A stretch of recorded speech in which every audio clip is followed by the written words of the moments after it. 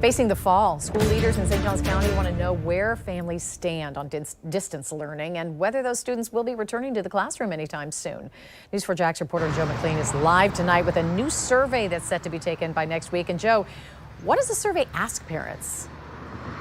Well, the survey was sent out to families who have students in the school-based distance learning format and really just ask one thing.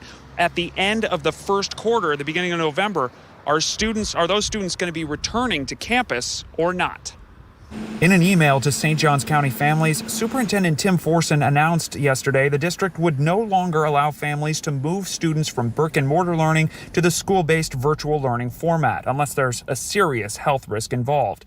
In the email, Forson said the constant movement in and out of learning models is creating a challenge for staff, particularly teachers. He said, quote, "The teachers are doing amazing work, but it is increasingly more difficult to manage both platforms throughout the entire day. To provide the best instructional experience for your child, we need more consistency and fewer changes." Michelle Dillon leads the local teachers union and says she's heard those concerns firsthand. Our teachers have had the students ping-ponging back and forth from the actual classroom to distance learning, and it has created havoc, not only for the teachers, I'm sure for the administrative staff, the principals, assistant principals, and front office staff. So the district is now asking where families of distance learners stand on their instruction model. This drafted survey letter is set to go out to those families, asking them whether they plan to return to campus when the second quarter begins on November 2nd, or continue with distance learning until the emergency order expires on December 18th.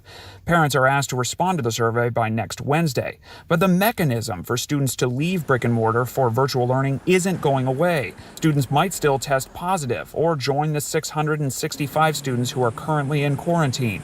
Dillon says it's never just a quick transition. Constantly thinking on your feet and changing and adapting, and a lot of work that goes home after the contractual hours. And one thing that's not changing and adapting, the superintendent said, is the health and safety protocols in the schools. Hygiene practices, masks, and social distancing will still be strongly encouraged.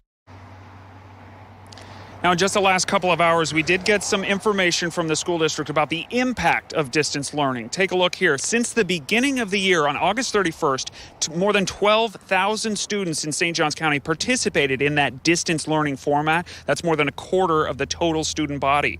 1,291 students since the beginning of the school year moved from brick and mortar classes and moved home to distance learning during the first 5.5 weeks. Meanwhile, 2,752 students went the other way, moving from distance learning back to brick and mortar in-person learning. And that's, of course, out of more than 44,000 total students in the district. And to be clear, the district wanted to clarify and said some of these students, some of these numbers may be overlapping because certain families moved learning formats more than once. Reporting live, I'm Joe McLean, Channel 4, the local station.